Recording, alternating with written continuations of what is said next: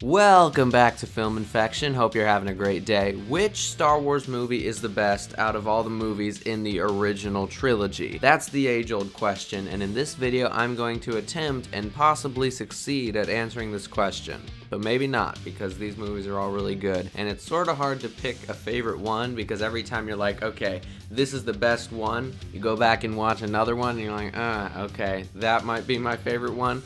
So it's sort of hard to make a decision, but in this video, I'm going to attempt to sort of nail down which one is the best. So, I'm going to be judging each movie based off of 4 things: the story, the character development, the action, and the acting. These are all pretty standard things that you really need to make a movie good, but I think these 3 movies really excel at them. Let's start off with story. In my opinion, The Empire Strikes Back has the most thrilling and suspenseful story out of all 3 of these. They really keep it action-packed in a way that sort of keeps you on the edge of your seat, but I do feel like the movie sort of just ends and doesn't do a great job at wrapping itself up. It leaves itself too wide open at the end, even though we know there's going to be a sequel and we know that sequel is going to wrap up the story nicely. I don't like ending a movie, even if it's in the middle of a trilogy of movies that are telling one continuous story, with so many plot lines just completely unresolved. This isn't to say that Empire Strikes Back is a bad story or anything. I think it's amazing and I think it's a great continuation of A New Hope, but the ending for me is just a little too unsatisfying, and in my opinion it feels a little lazy. A lot of people like to say, oh well, there's another movie after this and George Lucas just wanted to leave you on a cliffhanger, but Return of the Jedi takes place a good amount of time after the end of Empire Strikes Back and doesn't immediately continue what was happening at the end of Empire, so I don't think the quote-unquote cliffhanger at the end of Empire really played out the way that a cliffhanger is supposed to, and in my opinion it feels a teensy bit lazy, and it seems like they just weren't able to come up with a good ending for the movie. But Return of the Jedi's plot is worse. While the end of Empire just feels a little tiny bit lazy, this movie is just inconsistent with its story. I'm not gonna dive into detail, but I do think there are some things that could have been refined a little bit that weren't, because the directors were more focused on making big action set pieces, which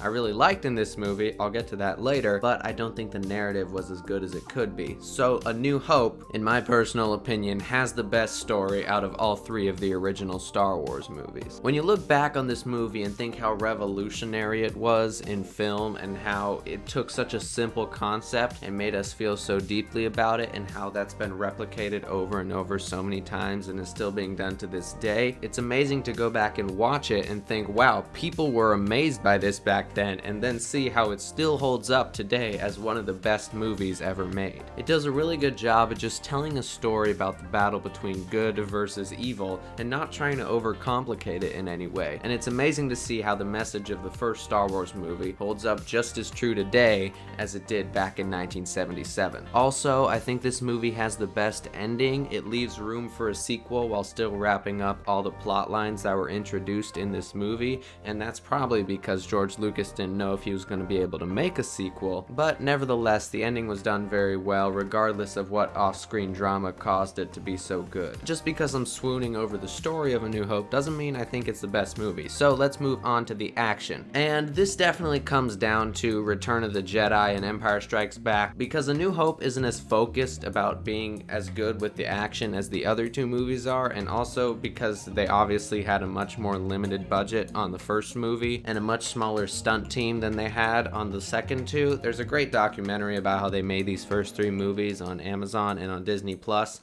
so I recommend you go check that out. It's called Empire of Dreams. It's really cool. But they talk about in that documentary how George Lucas was being very doubted by all the executives at 20th Century Fox, and they didn't think the movie was going to be good in any way, so they weren't giving him all the resources that he needed to make the movie that he wanted to. Now, he ended up pulling it off, but as you probably noticed when you go back and watch A New Hope, there aren't very many stunts that require big old stunt teams or ropes or anything like that, because a lot of the stunts were either done by the actors or by just other people on the set. They didn't bring in any extra stunt teams because 20th Century Fox didn't really believe in the project, so they didn't supply George Lucas with everything he needed. But after the movie came out and it was a huge hit and it was revolutionary in all of Hollywood, they gave him all the resources he needed for the second and third movie. So obviously, it comes down to Empire Strikes Back and Return of the Jedi. And in my opinion, Empire Strikes Back does a better job with the action.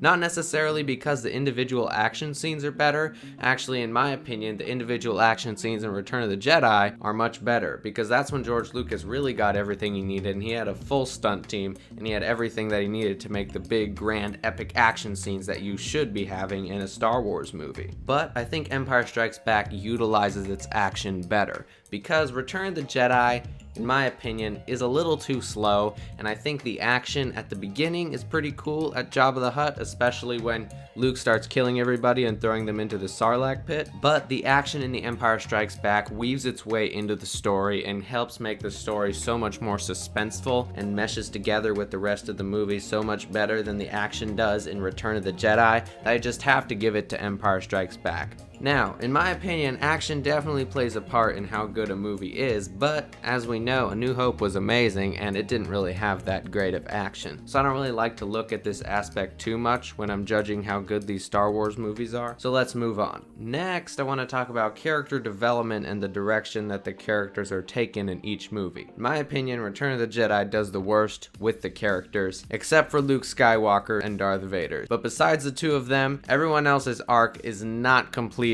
as great as you remember it, probably. You probably look back on Return of the Jedi as the grand finale to the original Star Wars trilogy that sort of just sends chills down your spine with how satisfying it is, you know? It has that endgame-esque feel, where it just wraps up a whole bunch of storylines in such a grand way that's very emotionally deep. And I think towards the end of the movie, that's definitely true. But at the beginning of the movie and in the middle of the movie, not only does the movie slow down, but the characters feel kind of boring. Han Solo feels nothing like he does in the other two movies, and Carrie Fisher is giving a completely different performance than she did in the other two movies. And according to the Empire of Dreams documentary I was talking about, this is probably because the director wasn't really as interested in directing the characters. I'm pretty sure he sort of figured, you've already been doing this for two movies, you already know who the characters are, we'll just give you the dialogue and you choose how to deliver it. And that's definitely true, because I know Harrison Ford wanted to die in Empire Strikes Back, and you can definitely feel in this movie from his performance that he just doesn't want to be here. And I think that definitely drags the movie down a little bit, because his performances are either awkward or they feel tired, and he doesn't feel as charming as he did in the other two movies. And I have some minor complaints about some of the other characters, but main thing I want to get across is that the director didn't seem like he was that interested in directing the actors as much as he was the story and the big action set pieces. I just realized that that was a little more in the acting category than it was in the character development category, so I'm just going to combine the two categories and talk about the other two movies that way. In my opinion, on the acting and character development, A New Hope comes in second place, because I feel like they're just sort of trying to get into the characters a little more, because as you know, if you saw the documentary Empire of Dreams, George Lucas also isn't very good at directing characters, and that's especially apparent in the prequels, but I'll talk about that in some other video. The acting and character development in this movie is definitely held back just a little bit by George Lucas's inability to direct actors very well. So while the acting and character development isn't bad, it just feels like they're sort of still getting into the Star Wars groove that they didn't really get into until Empire Strikes Back, which obviously has the best character development and the best acting out of all three of these movies. You can just tell throughout Empire Strikes Back that these actors are just honored to be part of the Star Wars franchise, because it was such a big hit the first time that how couldn't it be a big hit the second time? And you can just tell they're putting their all into it. You can tell that the performances are just super energetic, and they also do a great job at fitting into the Star Wars world that George Lucas is trying to build in these movies. So that's what I think of each of these movies when it comes to the categories of story, action, character development, and acting.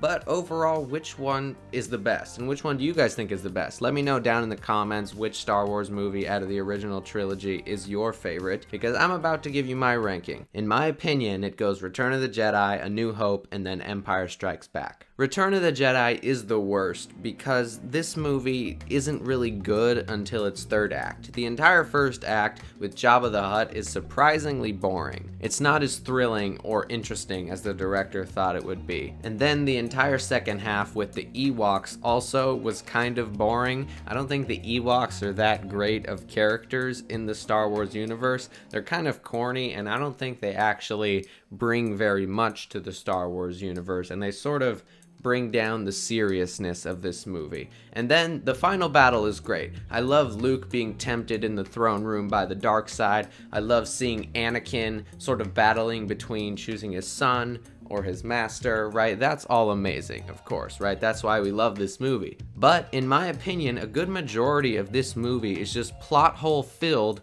boring scenes that nobody really wants to watch. I mean, this is by far the most boring movie out of the first three, and that's including A New Hope. A New Hope is very slow, okay? People complain these days that A New Hope is too slow. Return of the Jedi is just slower. It's just usually you watch all three of these movies at once, and by the time you get to Return of the Jedi, you're already really invested in the story, so you're willing to sit through the boring parts. Now, I know it seems like I'm trying to say this movie is bad. It is not bad in any way. It is amazing, but the other two movies are mega amazing, and if you're only amazing, you don't stand a chance against mega amazing. After this comes A New Hope, and this is probably the biggest internal struggle I've ever had, trying to decide whether or not A New Hope or Empire is better.